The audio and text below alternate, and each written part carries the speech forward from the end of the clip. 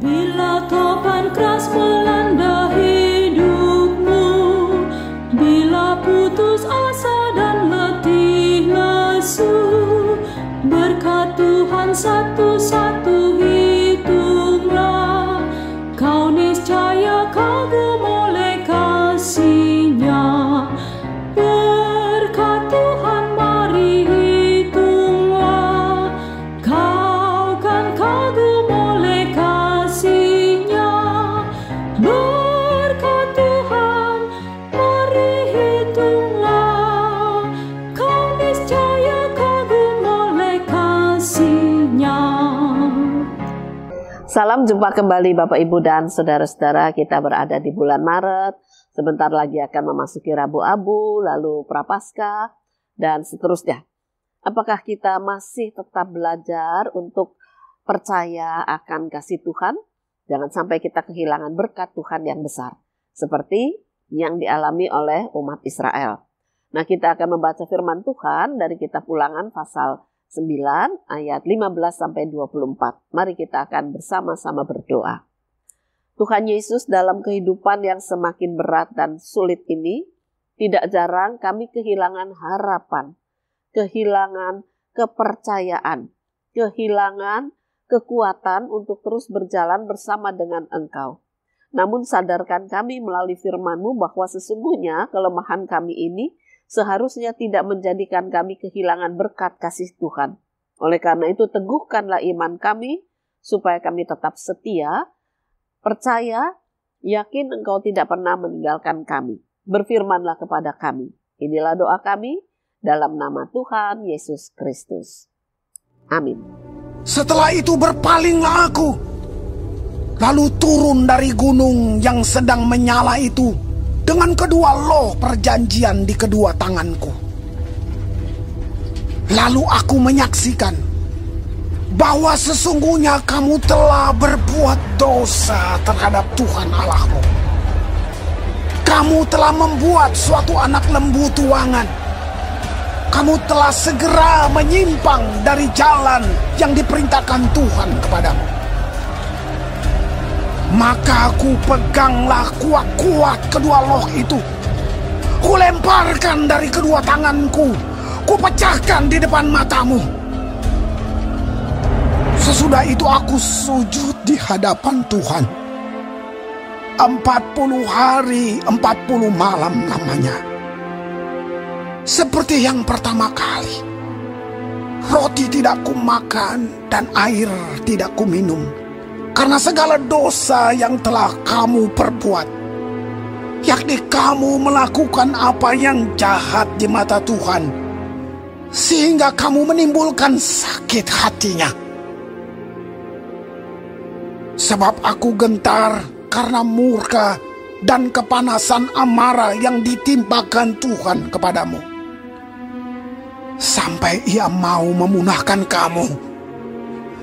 Tetapi sekali ini pun Tuhan mendengarkan aku. Juga kepada Harun Tuhan begitu murka hingga Ia mau membinasakannya. Maka pada waktu itu aku berdoa untuk Harun juga. Tetapi hasil perbuatanmu yang berdosa, yakni anak lembu itu, kuambil, kubakar, kuhancurkan, dan kugiling baik-baik sampai halus menjadi abu. Lalu abunya kulemparkan ke dalam sungai yang mengalir turun dari gunung. Juga di Tabera, di Masa, dan di Kibrot Ta'awa, kamu selalu membuat Tuhan gusar. Dan ketika Tuhan menyuruh kamu pergi dari Kades Barnea dengan berfirman, majulah dan dudukilah negeri yang kuberikan kepadamu itu, maka kamu menentang titah Tuhan Allahmu. Kamu tidak percaya kepadanya dan tidak mendengarkan suaranya. Bahkan kamu menentang Tuhan sejak aku mengenal kamu. Bapak, Ibu, dan saudara-saudara, seorang bapak itu datang pada seorang pendeta dan berkata begini, Tolong aku didoakan, rumah tanggaku ruwet banget sekarang ini. Nah, kenapa? Bapak tahu bahwa penghasilan saya tidak cukup untuk kebutuhan keluarga. Lalu istri saya mengeluh terus. Anak saya sudah tidak hormat lagi karena saya punya banyak utang di sekolah. Nah, apa istrimu nggak upaya untuk kerja? Jawabnya, dia selalu alasan, aku lemah, aku punya sakit, aku nggak bisa kerja. Tapi walaupun pikir saya, walaupun dia tidak kerja di usaha di kantor atau bekerja di luar rumah, sebetulnya dia masih bisa kalau melakukan sesuatu dalam rumah. Karena saya melihat ada banyak tetangga sebelah-sebelah itu ya usaha, ya ndak ketang sedikit tetapi bisa lah untuk beli beras gitu ya. Tapi istri saya sama sekali ndak mau, dia lebih suka dolan, lebih suka senang-senang, ya udahlah susah diomongin. Tapi dia mau dan menuntut segala kebutuhan tercukupi. Padahal kan kondisi ekonomi sekarang seperti ini. Nah, tolong doakan ya Pak, kata Bapak tadi pada Pak Pendeta, supaya saya kuat dalam iman. Saya rasanya sudah mau bunuh diri, sudah nggak tahan. Anak yang ngomel, istri yang ngomel, saya ini apa gitu, seolah-olah tidak ada harganya di tengah keluarga. Pendeta itu mendengar, merasa prihatin, lalu mereka berdoa. Kemudian pendeta itu satu saat kunjung ke tempat keluarga ini dan ketemu istri, anak, dan bapak tadi. Pendeta itu tidak cerita bahwa sang suami sudah berkunjung ke tempat dia. Dia hanya kunjung biasa, bertanya ini dan itu. Wah, ternyata di situ keluar semua unek-unek istri dan anak. Menyalahkan suami sebagai laki-laki yang tidak becus, tidak pantas untuk menjadi kepala keluarga dan sebagainya. Suami hanya diam bahkan menangis di hadapan pendeta, istri dan anak. Lalu istri itu mengatakan suami itu bisanya cuma ya kerja seperti itu dan kepenginnya bunuh diri terus. Itu kan bukan orang percaya. Nah, disitulah Pak Pendeta berkata begini, betul, suamimu saat ini mungkin sedang mengalami tekanan ekonomi, tekanan pekerjaan, tapi juga tekanan keluarga. Keluarga Kristen harusnya tahu bahwa ketika ada tekanan dari luar, maka di dalam itu menopang, bukan menekan. Karena kalau tekanan itu datang dari luar dan keluarga juga menekan, orang itu tidak kuat. Ya pantas kalau suamimu kepingin bunuh diri, karena rasanya sudah tidak kuat. Tidak ada yang menopang, tidak ada yang menolong, tidak ada yang menghibur. Ya tapi kan saya sebagai istri kan mintanya dicukupi. Betul.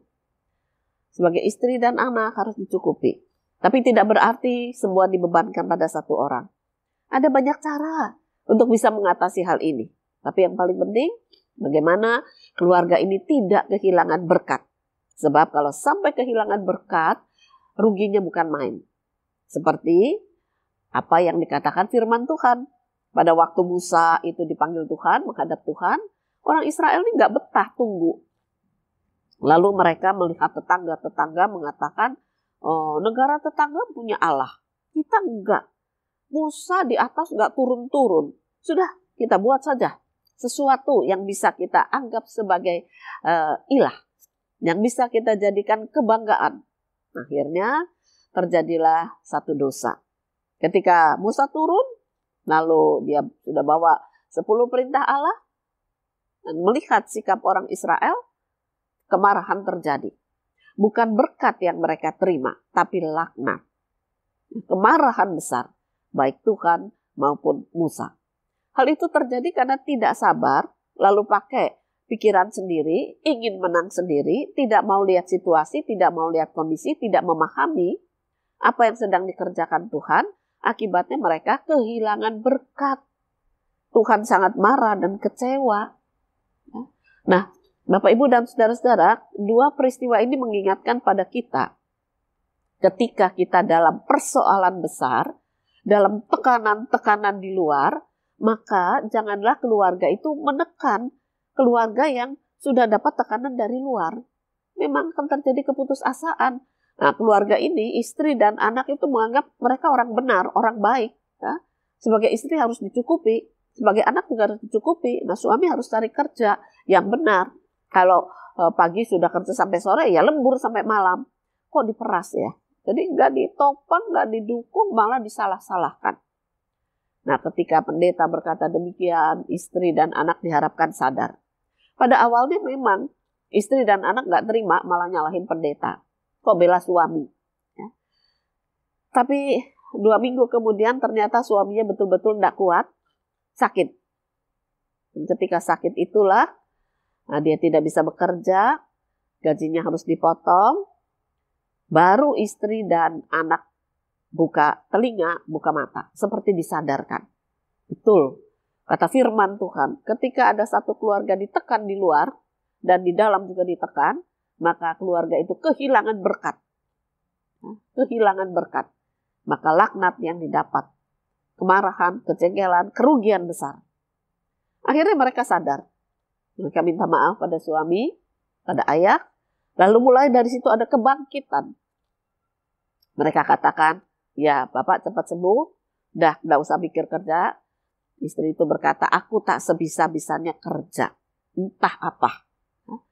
Lalu istri itu menangis di hadapan Tuhan, dan dengan hikmat Tuhan, istrinya itu bisa mendapatkan satu pekerjaan gampang. Ya, anaknya di sekolah mengatakan begini, Ma, temanku itu mau ulang tahun, tapi dia nggak punya uang banyak. Dia bilang, Mama bisa nggak masakin? Nanti dibungkus dibawa ke kelas gitu ya, cuma untuk bagi-bagi, tapi ya sederhana, nggak mahal, cuma ada sedikit kesan begitu. Mamang ini berkata, oh boleh, Mama masak yang enak.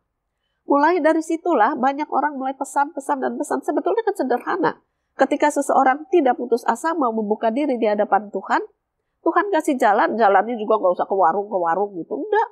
Ya. Anaknya bisa dipakai. Kok bisa pesan pada ibu ini? Semua itu adalah misteri Tuhan, keajaiban Tuhan. Ketika seseorang mencari jawab dalam Tuhan, akhirnya berkat tidak hilang. Nah, oleh karena itu kita belajar di tengah kehidupan yang semakin sulit. Apalagi ini akan memasuki masa-masa puasa ya. Puasa bagi saudara kita dan kita juga akan memasuki masa puasa mulai tanggal 5 Maret nanti kita akan memasuki masa puasa juga. Tapi tidak berarti puasa itu irit, malah kadang-kadang boros ya. Nah, mari kita semakin mendekatkan diri pada Tuhan. Jangan sampai kehilangan berkat karena keputusasaan atau karena pikiran kita sendiri paling benar. Tetapi ketika kita menanti dengan sabar kehendak Tuhan, berkat yang dicurahkan bukan laknat. Oleh karena itu, biarlah ketika tofan deras melanda hidup kita, kita tetap menghitung berkat Tuhan, kita tetap dekat dengan Tuhan, maka kita akan bertambah berkatnya. Selamat memasuki masa puasa. Selamat berkarya bagi Tuhan. Jangan tinggalkan dia, supaya berkat tetap turun. Tuhan memberkati firman-Nya. Amin. Mari kita berdoa. Bapa di surga, ajarkan pada kami untuk tidak seperti orang Israel, penuh emosi, kemarahan, ketidaksabaran, seperti istri dari Bapak ini pada awalnya. Tetapi kemudian, sang istri dan anak mengalami pertobatan. Biarlah kami juga mengalami pertobatan, dan kami boleh hidup di dalam berkat Tuhan. Tidak kehilangan berkat, tetapi menjauhkan diri dari laknat. Kiranya Tuhan menolong kami. Menjelang memasuki masa puasa, biarlah kami semakin mendekatkan diri kepada Engkau. Inilah doa kami dalam nama Tuhan Yesus Kristus. Amin. Adakah bebanmu